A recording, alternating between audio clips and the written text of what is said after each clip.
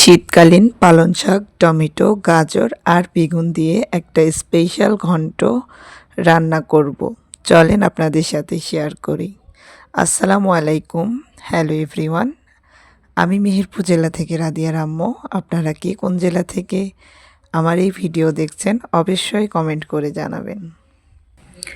তো আমি প্রথমে মাছগুলোকে ধুয়ে পরিষ্কার করে নিয়েছি আর এখানে কাঁচামরিচ নিয়েছি।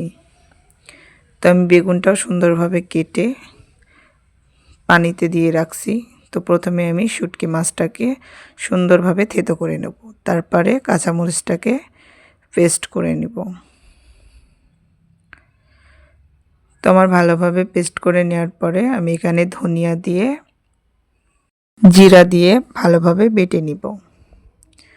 তো দেখতে পাচ্ছেন আমার মশলাপাতি বাটা হয়ে গেছে। তো আমি এখানে নুন, হলুদ, লবণ, হলুদ আর হাফ চামচ শুকনো মরিচ নিয়েছি।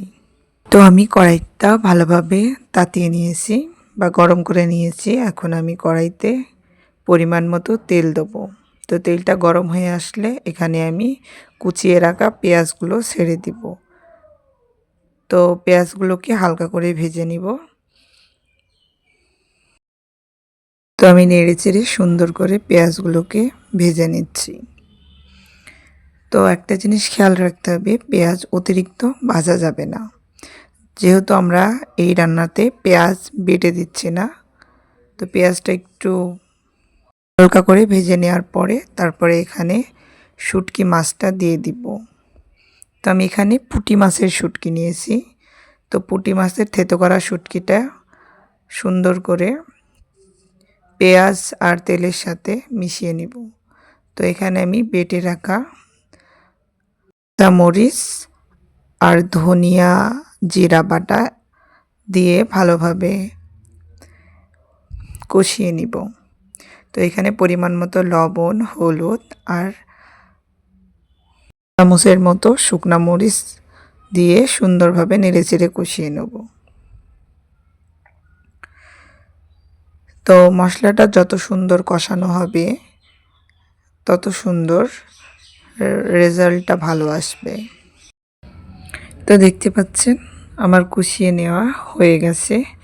তো আমি এবার আমার কেটে রাখা গাজর আর টমেটোগুলো এই মশলার ভিতরে দিয়ে সুন্দরভাবে আবারও কষিয়ে নিব।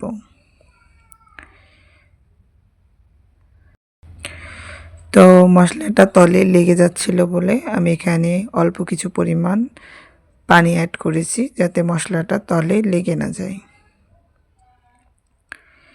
তো মশলাটা পুড়ে গেলে পারে এই রান্নার স্বাদটা সেমন একটা হবে না। তো যাই হোক, আমি ভালোভাবে এগুলোকে কষিয়ে নিচ্ছি যাতে টমেটো আর গাজর থেকে পানি ছাড়ে।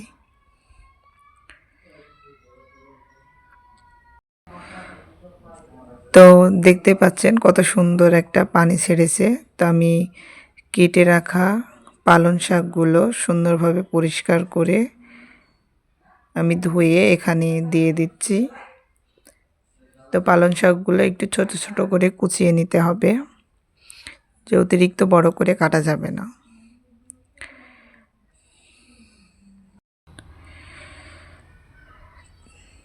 তো আমি এটাকে ভালোভাবে নেড়েচেড়ে নিচের মশলাগুলো উপরে, উপরের মশলাগুলো নিচে, এইভাবে সুন্দর করে মিক্সড করে দিব।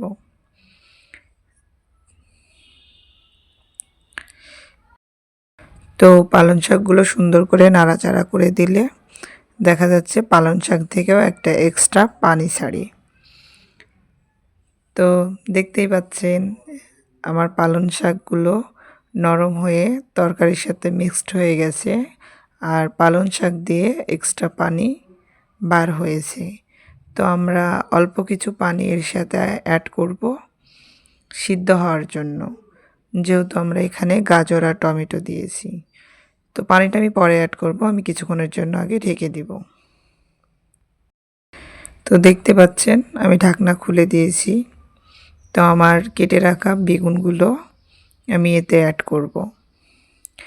তো আরেকটা বিষয় কি, এগুলো আমি পরপর দিচ্ছি এই কারণে, কড়াইতে একসাথে সবগুলো দিলে পারে নাড়াচাড়া করতে অসুবিধা হয়, যার কারণে আমি একে একে এগুলো দিচ্ছি। তো যাই হোক, আমি বলকে বেগুনটা দিয়ে তারপরে অল্প কিছু পানি দিয়ে আবারও ঢেকে দিচ্ছি।